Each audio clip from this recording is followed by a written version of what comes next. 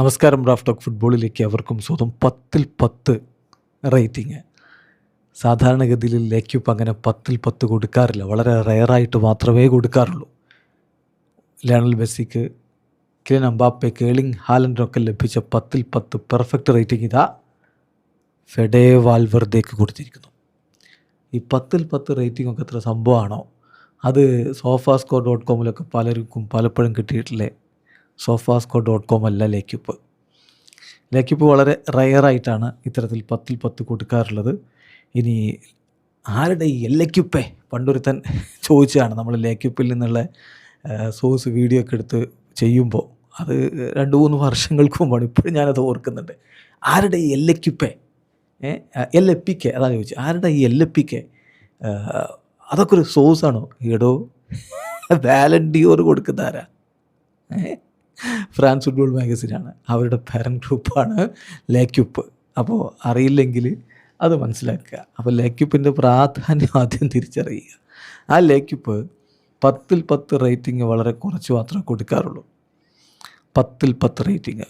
ലേക്യൂപ്പിൻ്റെ pundits ഈ ഒരു കാര്യത്തിൽ വളരെ ഫേമസ് ആണ്. അതായത് no nonsense approach to performance scoring. Rating കൊടുക്കുമ്പോൾ നോ നോൺസെൻസ് അപ്രോച്ചാണ് അവരുടേത്. വെറുതെ അങ്ങ് ഒരു ഓളത്തിനങ്ങ് റേറ്റിംഗ് ഇട്ട് പോകുന്നതല്ല. അപ്പോൾ നമ്മളൊന്ന് പരിശോധിക്കുകയാണ്. Goal.com ഇത് വാർത്തയാക്കിയിട്ടുണ്ട്. 10-10 റേറ്റിംഗ് ലേക്യൂപ്പ് കൊടുത്തത് മറ്റൊരു മാധ്യമം വാർത്തയാക്കണമെങ്കിൽ അതിൻ്റെ പ്രാധാന്യം നിങ്ങൾക്ക് മനസ്സിലാവുമല്ലോ.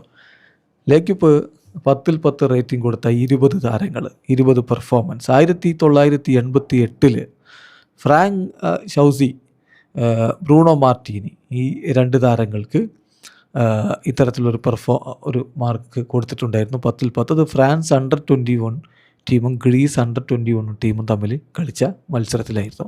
അന്ന് 3-0 ഫ്രാൻസിൻ്റെ ടീം വിജയിച്ചിരുന്നു. അതുപോലെ അവർ കൊടുത്തത് 1994 ഒലെഗ് സെലങ്കോക്കാണ്. റഷ്യയുടെ 6-1 വിജയം USA-യിൽ. ഇപ്പോഴത്തെ വേൾഡ് കപ്പ് USA-യിലാണല്ലോ. അതിനു മുമ്പ് USA-യിൽ വേൾഡ് കപ്പ് നടന്നത് 1994 ആ 94 ഒലെഗ് സെലങ്കോ റഷ്യ 6-1 ക്യാമറൂണിനെതിരെ വിജയിക്കുമ്പോൾ മിന്നും പ്രകടനം നടത്തിയിരുന്നു.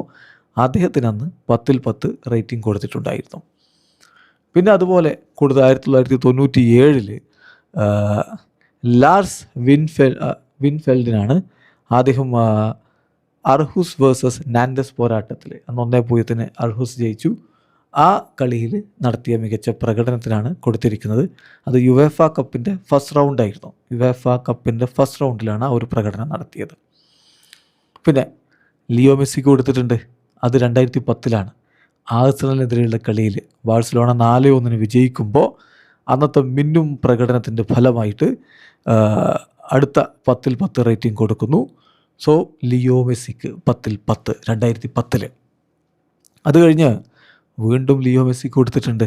ബാഴ്സലോണ 7-1 ബയർ ലെവർക്യൂസനെ 2012 പരാജയപ്പെടുത്തിയ കളിയിലാണ് മെസ്സിയുടെ മാസ്മരിക പ്രകടനത്തിന് 10-10 കൊടുക്കുന്നത്.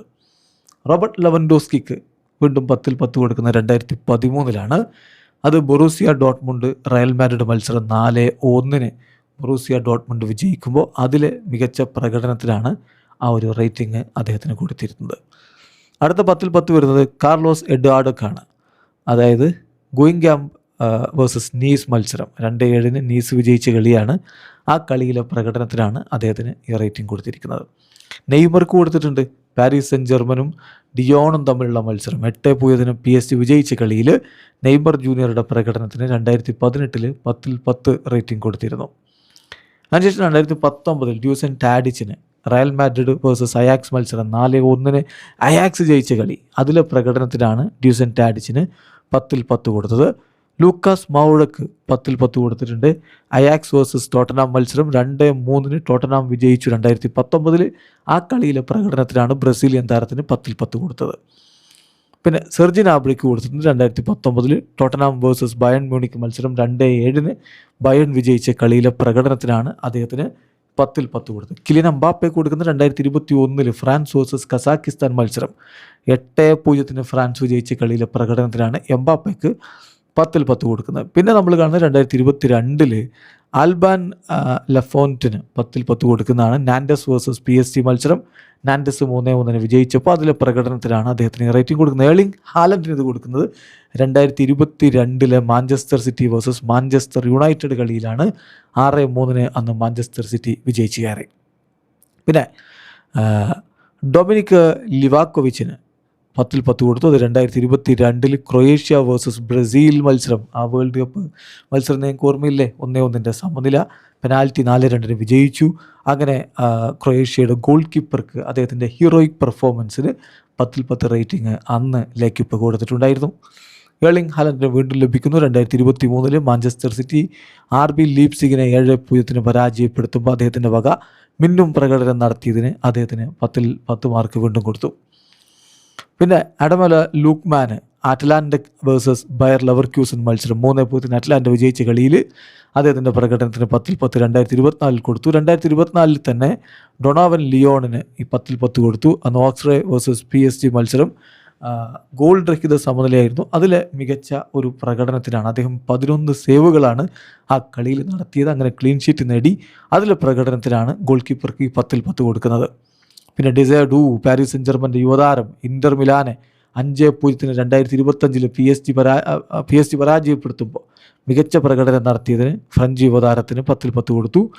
Then Joao Neves Toulouse versus PSG മത്സരം 2025 3-6 PSG ജയിക്കുമ്പോൾ അതിലെ മികച്ച പ്രകടനത്തിലാണ് അദ്ദേഹത്തിന് ഈ ഒരു 10-10 റേറ്റിംഗ് കൊടുക്കുന്നത്. ഏറ്റവും ഒടുവിൽ നമ്മൾ ഈ കാണുന്നു 2026 ഫെഡെ വാൽവർദേക്ക് Real Madrid versus Manchester City കളി 3-0 റയൽ വിജയിക്കുമ്പോൾ ഹാട്രിക്കുമായി മിന്നിക്കത്തിയതിന് ഫെഡേക്കും കൊടുത്തു 10-10. സോ LPK അല്ല, ലേക്യുപ്പ്. യെസ്, ലേക്യുപ്പിൻ്റെ 10-10 കിട്ടണമെങ്കിൽ ഇത്തിരി പണിയാണ്. വീഡിയോ അവസാനിക്കുന്നു. ഫുട്ബോൾ ലോകത്തെ കൂടുതൽ വിശേഷങ്ങളുമായി റാഫ് ടോക്സിൽ എത്താം.